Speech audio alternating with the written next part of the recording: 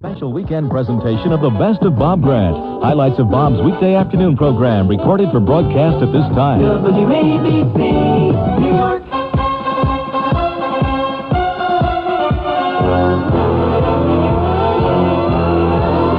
And let's be heard. Good afternoon, everyone. The telephone lines are open. The number to call in New York, 563 WABC.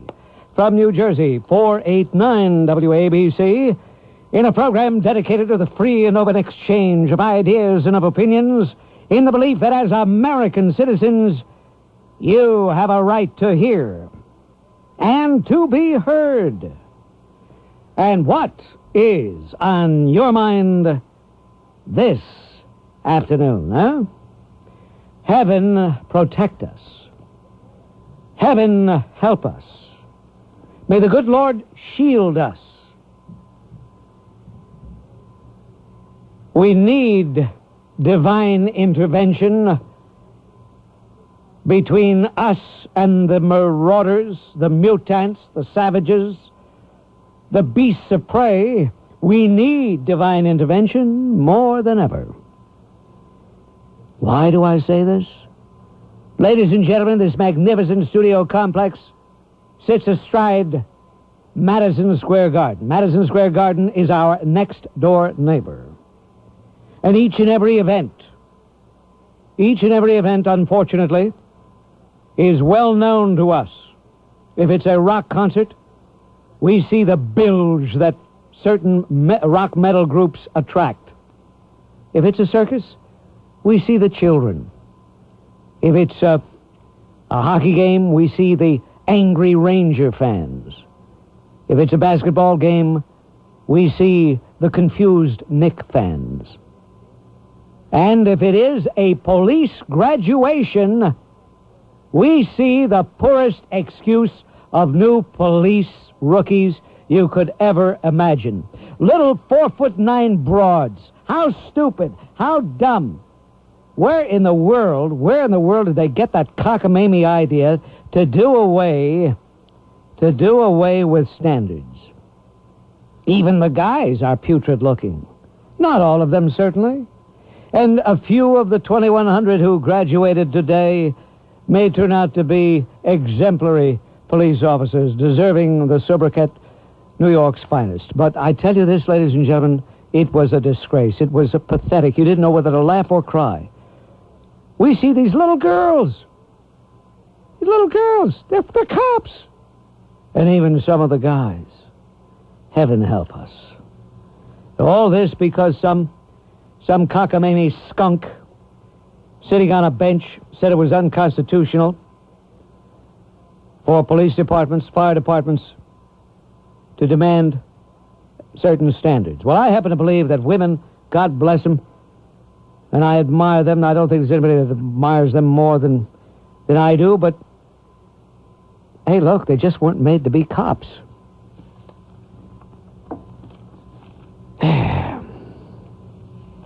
Those of you who were very irate and very upset because yesterday there was that Detroit Tiger baseball game, don't take it out on Abigail Parge or her assistant Jean at the front desk. It isn't her fault. The telephone switchboard operator who was on duty, Jean, a very lovely lady.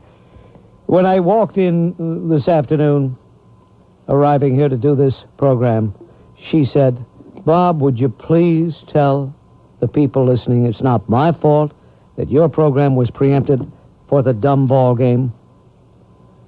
So don't holler at her. Don't holler at anybody.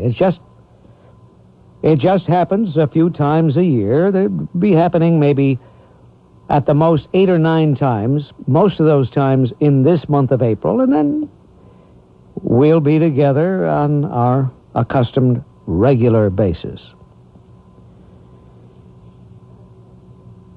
I was visiting a very dear man who is the president of Park Graphics Printing in Roselle Park. I'm on Mirabelli, a genuine, decent, fine human being.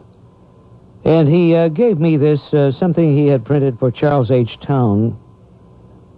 He thought I might be interested in it, and I was so touched by it, I wanted to share it with you.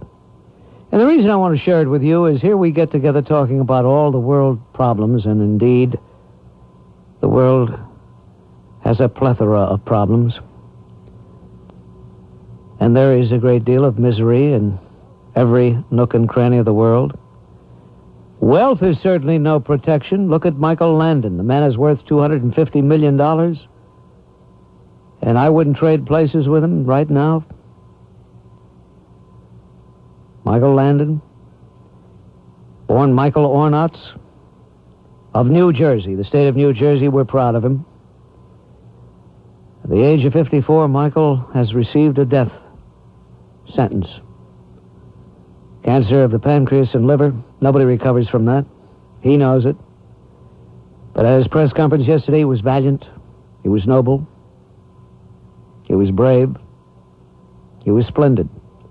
More splendid in the performance he gave, telling the media what he had than he had been as little Joe in Bonanza or whatever role he played in A House on a Prairie or that one, Highway to Heaven. A death sentence. And $250 million or $300 million cannot protect him. Somebody asked, why do we like gossip so much? I was at Elvira's European Touch, trying to have her make me look halfway decent with her magnificent hairstyling, and people were talking about the Inquirer and talking about the other publications that the ladies like to read over there, and I suppose the gentlemen, too, when no one's looking.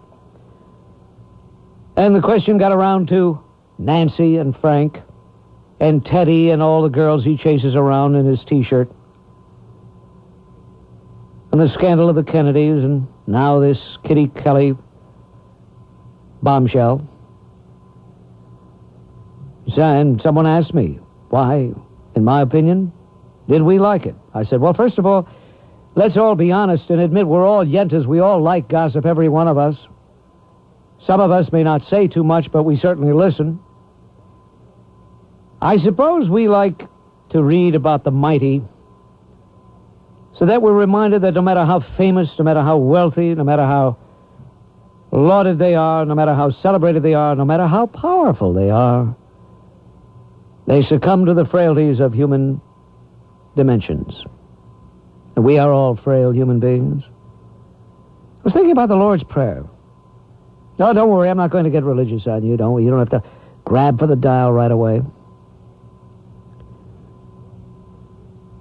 But the Lord's Prayer is a very ecumenical prayer.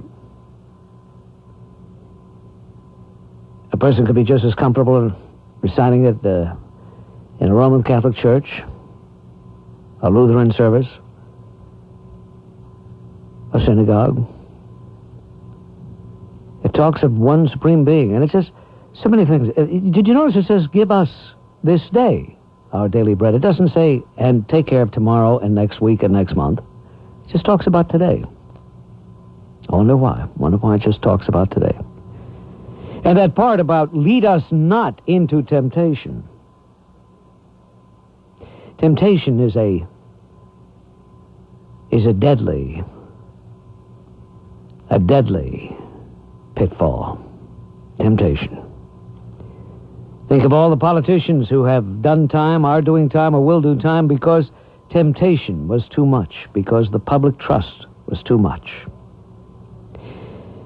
But anyway, here we are. We're all racing through life, trying to see how much we can acquire, trying to see how secure we can make ourselves. You read about these baseball players who have to sign a long-term contract for several millions a year because they want security. And we forget. We forget things like the little poem that Armand Mirabelli had printed for me. It's called Around the Corner. I want to share it with you. Hope you don't mind. Around the corner, I have a friend in this great city that has no end.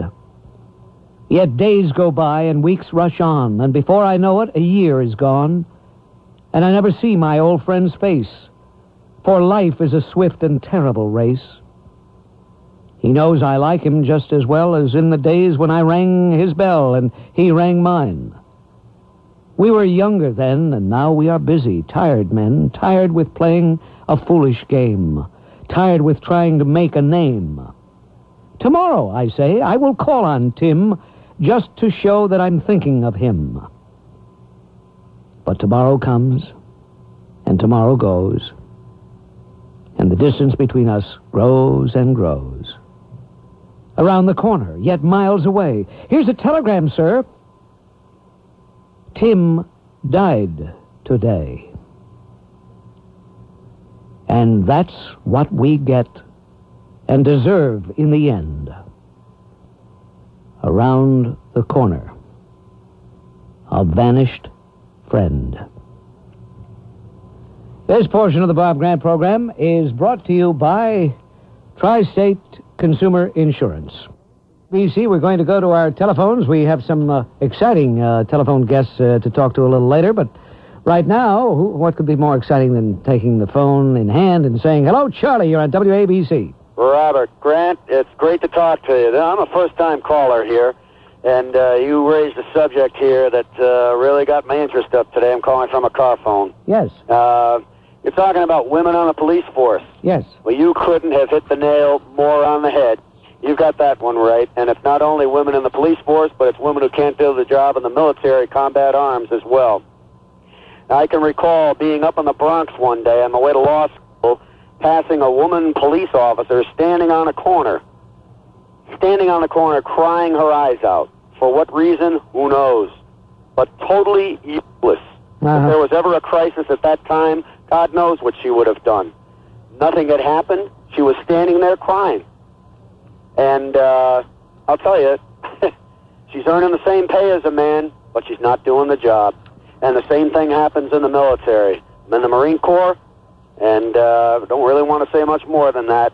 I can tell you an awful lot of stories. It just does not work. No. It may work in an office job somewhere, but it sure as hell doesn't work in combat arms. Look, it's not their fault, but nature did not intend for them to do that kind of work. It's that simple. As a matter of fact, nature did not intend perhaps for some of the very diminutive men. I think the days when we had standards, you had to be a man, you had to be 5'8", 5'9" minimum, that made sense, for heaven's sake. You're right, Robert. Well, listen, That's the nail right on the head. We live in an time somebody has the courage to come out and say the truth about these things.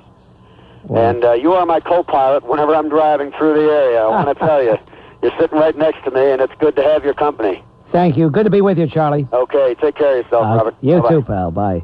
Jerry, you're on WABC. Bob Grant here. Hello. Hi, Bob. Bob, don't you think this Kitty Kelly thing indicates something sad about America? You know, that we put so much faith in these icons like the Reagans, and then they become just another fallen idol, like everybody else sooner or later. You know, once the laughter dies. Well, first of all, it isn't exclusive to America, but since we live in America, we'll talk about America. We like heroes. People like heroes. Ever since they wrote about Beowulf, the legendary medieval hero a long time ago, we like heroes. The Greeks liked heroes. We like heroes. People want to have icons to look up to. And if they can't have a panoply of religious icons, they'll take athletic, they'll take athletes. They'll take a Pete Rose, for example. Human beings are just that, human beings. We have a tendency to build them up too doggone much. As far as the Kitty Kelly book is concerned, Kitty Kelly has made a fortune in digging up the dirt on people. I suppose there's dirt where virtually anybody's life is concerned. They say there's skeletons in everybody's closet.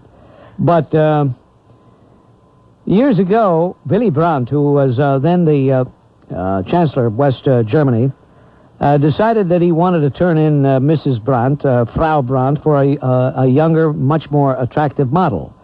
He had a young Gumar. It came out. He resigned. He said, "I've never been happier in my life," and went his merry way. So I don't know. What do you want me to say? You want me to say that the people are wrong for looking for heroes? Well, it's sad, though. It's so sad. Like you say, everybody has skeletons in the closet.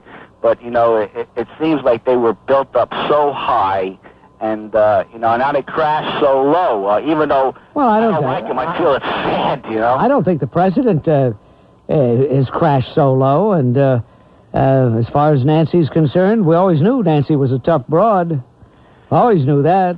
I don't believe look, what is Kitty saying about the Sinatra thing? Is she saying that they actually slipped between the Pequots together? She never says that. She said they had lunch together at the White House. Yeah. I mean, I fail to see how earth-shaking it is to say she had lunch with Frank. And besides, if Frank really was interested in her, that would surprise me, because Frank could have his choice of chickie-poos who were much younger and far more attractive than Nancy. Nancy's never been attractive. But none of them are first ladies, though. In other words, he's not interested in the physical act. He's interested in the name value. Well, the achievement. Maybe at his age, maybe he was. Well, thank you for the call. Appreciate it, Brian. Let's say hello to Brian right now. Hello, Brian. Hi, Bob. Yes. I'm just calling about your opening editorial, and I have to say I agree with what you said about the 4'9" female officers.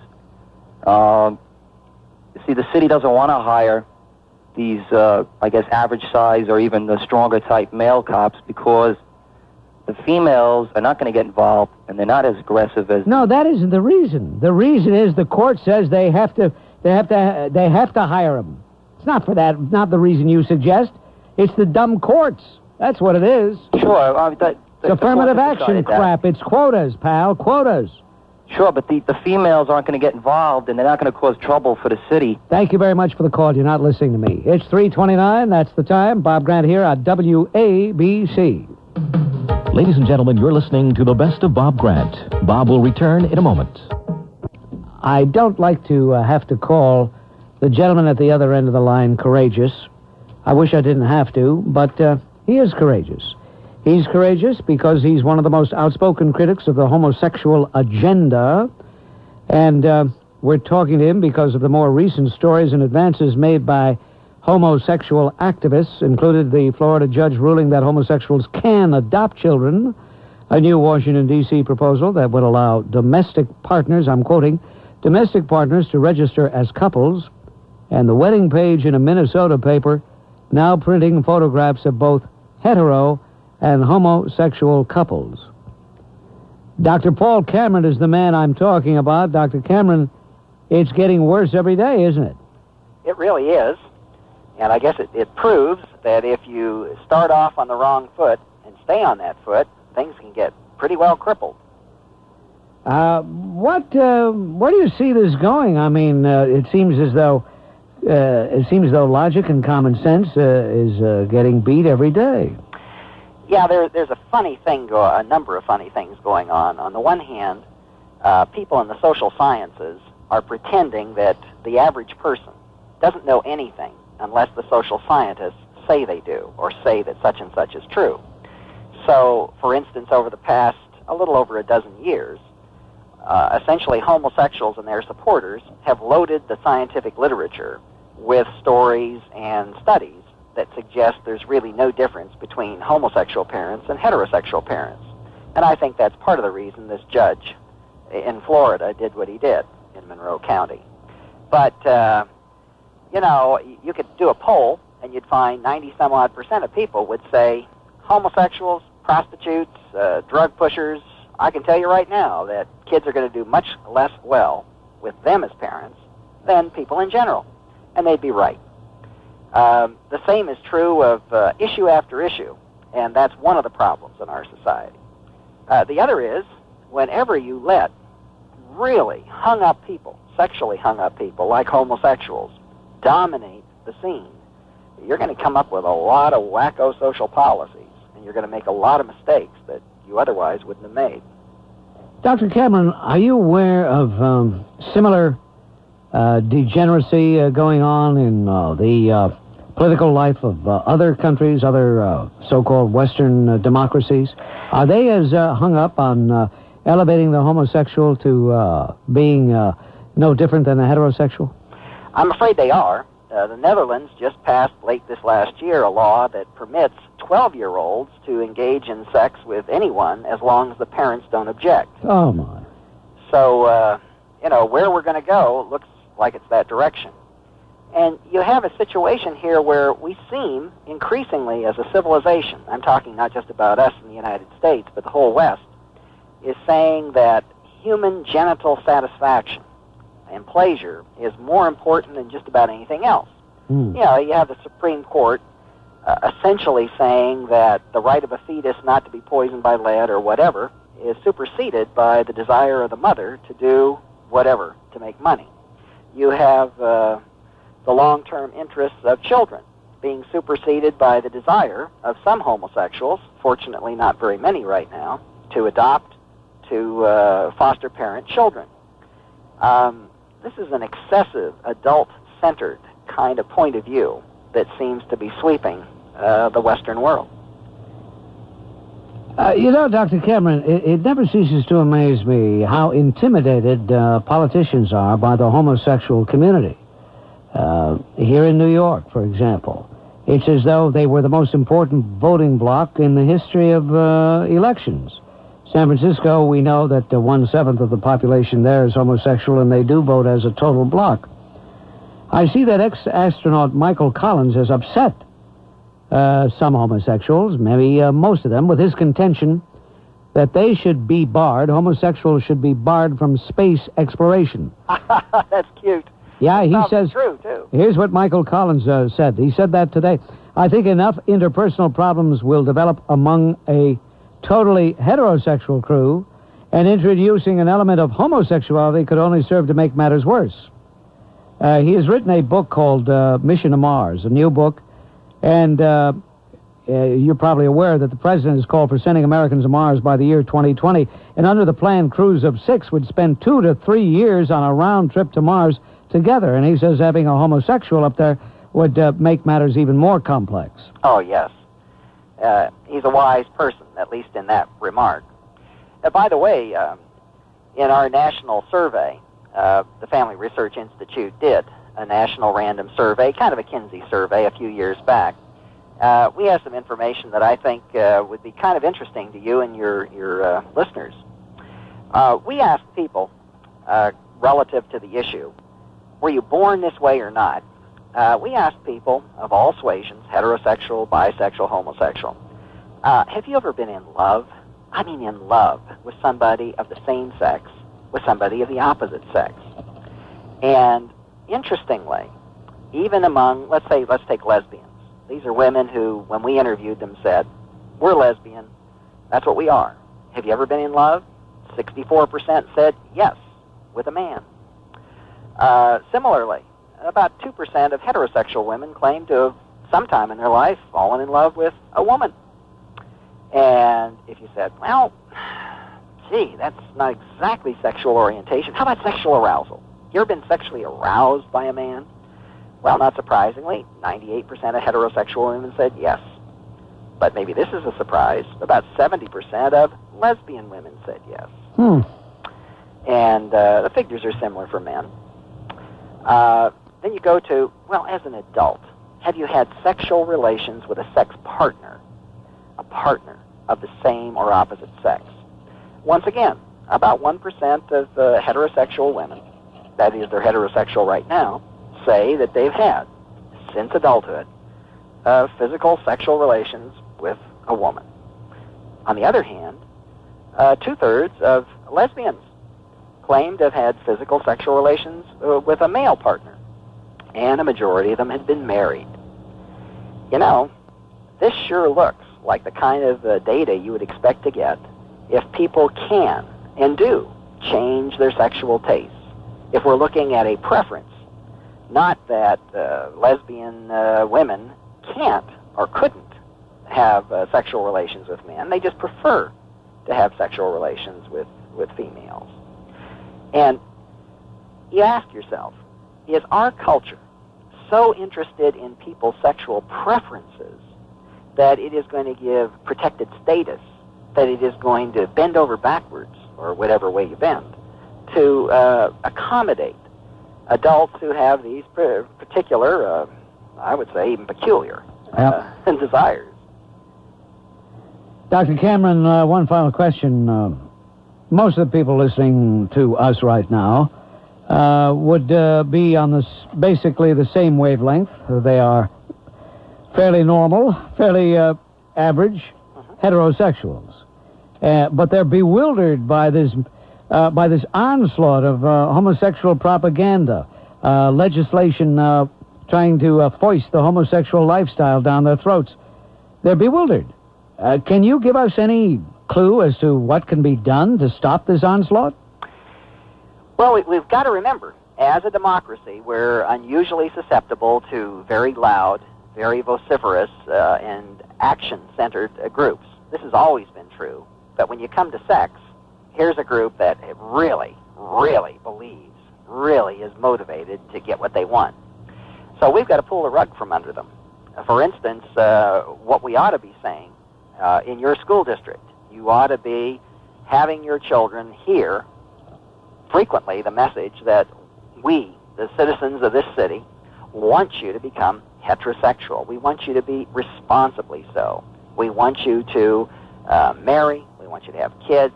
We want you to be a responsible sexual citizen. From what I've seen of your sex education materials, the good children of New York are seldom hearing that message. An awful lot more frequently are hearing, gee, any which way you go is kind of okay, but make sure you use your condom. Yeah. Some of the policies that we suggest are, we ought to immediately double the exemption, the tax exemption for children being raised by both of their natural parents. As you may be aware, Bob, right now in our society, a majority of teenagers no longer live with their mother and father. Mm-hmm. And we're paying hell for that. Yeah. These kids are more frequently psychiatrically and socially disturbed. Well, let's reward people right now, as quick as we can. Let's make those children that they stay with, let's give them a break. Why don't we think in terms of, how about a little tax break every 5 years for people who manage to stay married to the same spouse? Huh. Maybe every 25 years we'd give them like a half a tax break, They only have to put in half their taxes. I think we have to deliberately create incentives for people now to do what's right.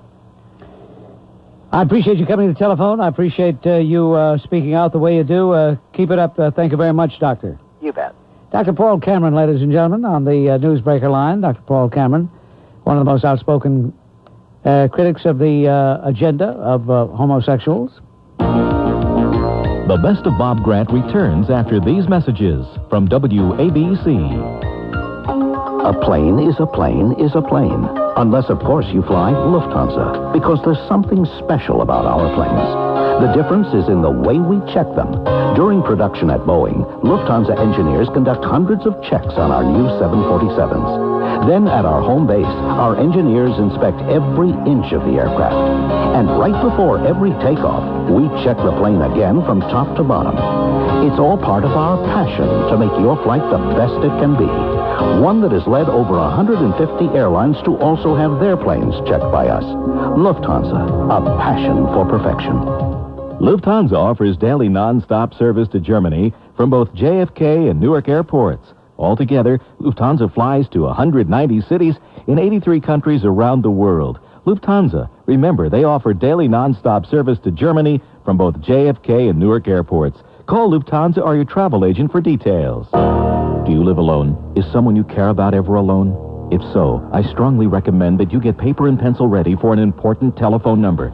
In any emergency, like a heart attack, a stroke, or accidental fall, you may not be able to dial a rescue number, although the phone is just a few feet away. But now, you can get immediate help with just the press of a button. With the Life Call medical response system, you wear a pendant that can bring help every minute of every day. Simply by pressing a button, you can get help that can save your life or the life of a loved one. That's right. This is the same service George Burns has personally endorsed on national television. Call 1-800-367-5800 for free information about Life Call. Never again will people who live alone have to be on their own. It costs so little, yet the peace of mind it provides is priceless. 1-800-367-5800. The call and the information are free. 1-800-367-5800. It seems like another typical day. Suddenly, through no fault of your own, you're the victim of a serious accident. Well, you may be entitled to a substantial financial settlement, and for that you need a top-drawer lawyer. And in Bob Grant's opinion, that lawyer is Perry Pazer, an outstanding negligence attorney who can bring your case to a successful conclusion. Perry Pazer is the former president of the Trial Lawyers Association and limits his practice to only negligence cases. So if you're injured in any way, by car, bus, train, at a construction site, a fall as a result of a broken sidewalk or some defect, a wrongful death in your family, call Perry Pazer, 212-227-1212. Now, this is important. There is no legal fee unless he wins your case, and he'll consult with you at home if necessary. So if you're injured, protect your future. Call Perry Pazer, a lawyer who specializes in you. Call him at 212-227-1212. 212-227-1212. Jeff, you're on WABC. Hello. Yeah, don't impose Aryan standards on the police force. You shouldn't be doing that. That's like, it's a discrimination. Jeff, you're not really calling from Fort Lee. You're the same guy who calls from Queens all the time. Sterilization is Nazism. Shirley, you're on WABC. Hello. Hello, Bob. Yes. Hi, this is Shirley. I'm sure that you're aware of the tension that is building up in the Williamsburg section of Brooklyn of the recent arrest of a Civic bus driver by a Puerto Rican police officer. Yes.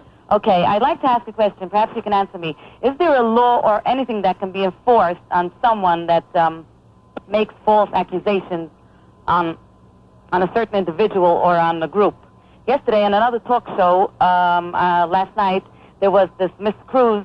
She's the head of the Southside Community for Equal Justice, for the Puerto Rican group. She said that this police officer was injured. He sustained his injuries by Mr. Schwartz. Mr. Schwartz kicked him and with shoes that were lead-soled and they had metal plates. I mean, it's a very absurd accusation, but she did accuse Mr. Schwartz and most of the Hasidim, as she pointed out. With you heard of the Shamran Patrol? Yes, of course, yes. I mean, they really weren't involved in this at all, but anyway, she accused them of wearing these lead-soled, metal-plated shoes because this is the only weapon that they had.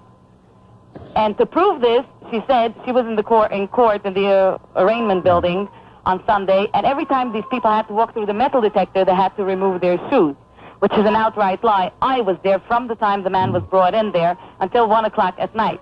I was there, and nobody had to remove the shoes except for one lady that had a metal buckle on her shoe. So how could you go ahead and make accusations? Well, this is a free country, and a person can make an absurd accusation without foundation, and you can react to it in a variety of ways. One is to do what you're doing, publicly refuting the charge, publicly exposing the woman as a liar, a fake, a phony, a fraud, a sham. Or if it became really a serious matter, and you felt that you were injured or somehow or other damaged, then, of course, you could file a suit against that person, a defamation of character suit. But you can't pass a law saying you can't say that in advance, prior restraint. I thank you for the call. Okay, thank you. Welcome to the Therapeutic Mineralized Challenge. You are? Richard Warren, Phoenix, Arizona. Richard has an aggravating pain in his elbow, but he's absolutely sure Therapeutic Mineralized won't help. Why? I don't think it'll work, because it's cool. I don't think anything cool is going to work. Well, Richard accepted our challenge, and now, over an hour later, did it work? It did. Surprisingly. I got rid of the pain in my elbow. Really. Therapeutic Mineralized is cool, it penetrates, and it makes the pain go away. What more could you want? Well, I thought you said it couldn't work. I didn't think coolness could do it. I grabbed hold of the counter and pulled on it, and it didn't hurt like it normally does. Maybe this stuff does work. Yeah, I think it's great. Will you buy Therapeutic Mineralized? Definitely. The pain's gone. It worked. Happy? Oh, yeah. Okay, that's great. You try Therapeutic Mineralized Pain Relieving Gel with deep cold pain relief. Discover relief that feels cooling, soothing, penetrating, and really lasts. Take the Therapeutic Mineralized Challenge today. Use only as directed. The following is a paid announcement.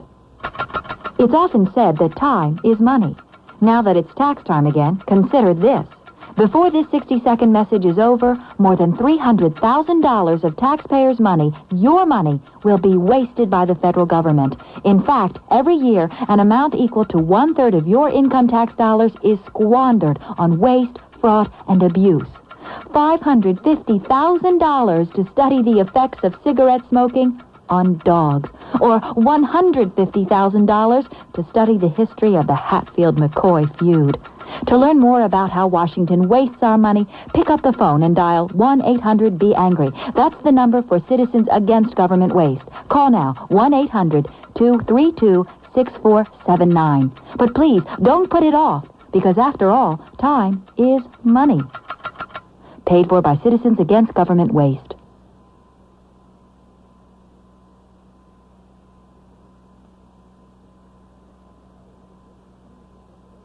And now, another page from the Science Notebook with Harley Carnes. This is page 33. Something is being done about the Christmas disease. No, it's not an aversion to red and green lights and charity bell ringers. Christmas disease is the nickname for a rare form of hemophilia. Hemophilia is hereditary. Mothers transmit it to their sons, and it keeps their blood from clotting properly. Christmas disease is a rare form which afflicts less than 3,000 Americans, but for them, this news is the best kind. Coagulation factor 9 has been found to work in tests on several Christmas disease sufferers. It's an extract from actual human plasma. Other hemophiliacs have new hope from what's known as factor 8, which is a product of genetic engineering. Spliced genes are inserted in animal tissue, which in turn churns out great quantities of this coagulating protein. This is Harley Carnes with Science Notebook. Dr. Dina Dell. Proper procedure in most hospitals is to shave the area involved before surgery is performed. This supposedly keeps the area free of infection. Now, the old assumptions are being challenged. Two groups of patients were compared. One group had been shaved with a razor. The other got a depilatory cream as hair removal. The shaved group, 5.6% wound infection rate after surgery. The depilatory group, only 0.6%. In another study, doing nothing was as good as depilatory cream. The problem with a razor seems to be that a clean shave obtained this way always causes some microscopic damage to the skin, and this in turn allows bacteria to colonize. If the surgeon insists on preoperative hair removal, it should be done with a depilatory cream, or if shaving is the preferred method, it should be done right before surgery. It was found that the longer the time lapse between shaving and surgery, the higher the infection rate. This is an old habit that will die hard. I'm Dr. Dina Dell. Dr. Dina Dell, this week, Sunday at 1 on WABC.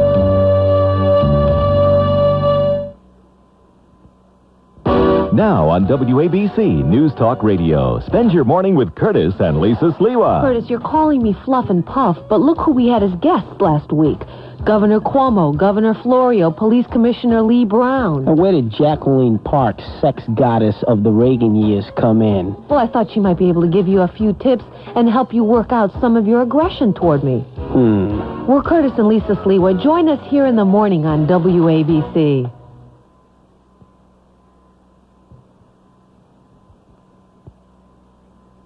Now back to the best of Bob Grant from WABC Radio. You've seen adjustable beds on television. Now you can buy America's finest adjustable bed direct from the manufacturer's Adjustable Bed Corporation. One call. I get choked up thinking about it. Take a sip of coffee. Coffee got cold. How dare it get cold? One call to the factory gets everything done. From handcrafting an adjustable bed specifically for you to installing it with loving care. This adjustable bed is state-of-the-art with push-button controls and circuit board technology. It's the highest quality adjustable bed you can buy. The bed's so good, it comes with a lifetime warranty on the frame.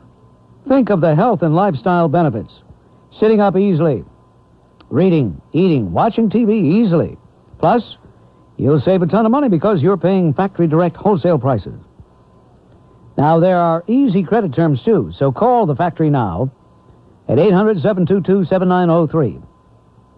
And you know what?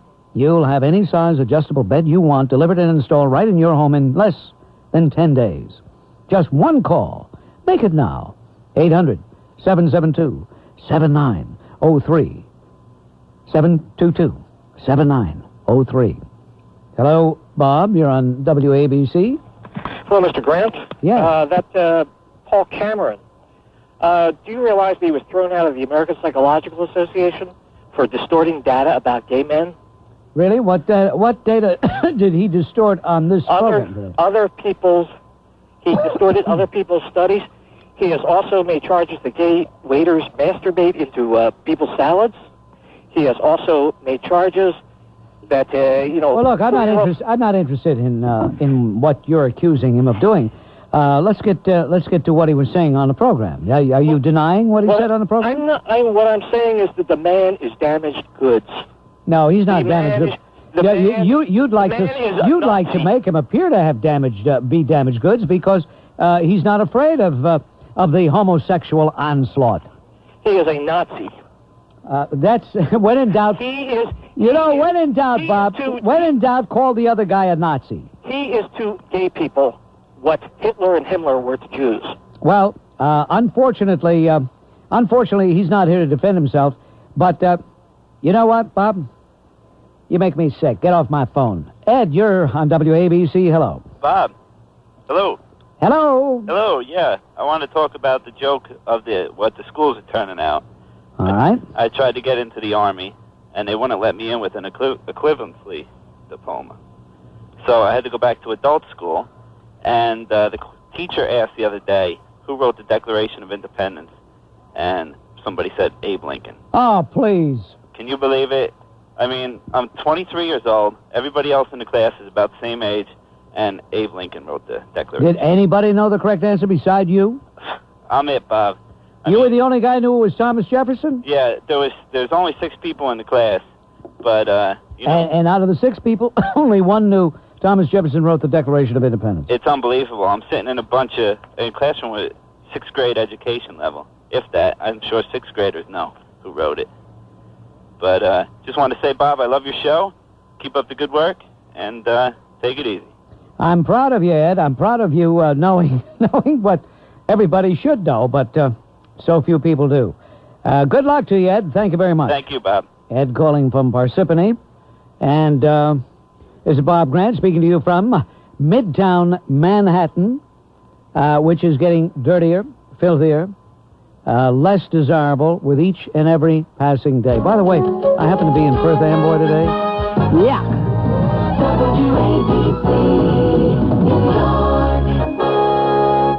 It's 7 o'clock. From ABC News, I'm Bob Walker. The U.S. is stepping up its efforts to help the Kurdish refugees. Another 3,500 U.S. troops are being added to the 4,000 already there. The new troops, mainly medical and transport personnel, will help move the food and the tents and the blankets to the refugees who are spread out along Iraq's northern border with Iran and Turkey. In Geneva, the International Red Cross is urgently appealing for another $75 million. Spokeswoman Francois Durand said helping the refugees is a monumental job. These people have nothing. For many of them, they are sick. They need everything. They need food, they need clothes, they need tents, they need medicines, they need medical care, and this is only for the emergency phase. Durand said the Red Cross and other relief agencies were surprised by the magnitude of the problem. More after this. Every time I hit a bump, my car tells me I gotta get new shocks. Then you gotta get to Sears now, because through Saturday, all performance, all gas, and all light truck shocks are on sale. Save 10 to 20%. Sears guarantees my new shocks across the country, anywhere I drive. Ask a Sears suspension specialist for warranty details, and save up to 20% at the place that installs more shocks than anywhere else. Hey, who's gonna back you better than Sears? When you see bugs skittering across your kitchen floor, you probably have 2 immediate reactions. 1, you want them gone, and 2, you want them gone now. That's why it pays to call Terminix. Terminix technicians will be at your door within 24 hours, and they will rid your home of bugs. Every last one. Terminix gets the bugs out, quickly, carefully, and permanently. We guarantee it. No ifs, ands, or bugs. Call your Terminix service center for a free home inspection. Oil is now flowing out into the Bay of Genoa, Italy, after an explosion tore through an already burning oil tanker this morning. Officials say at least 500 square yards of water are covered by the burning oil.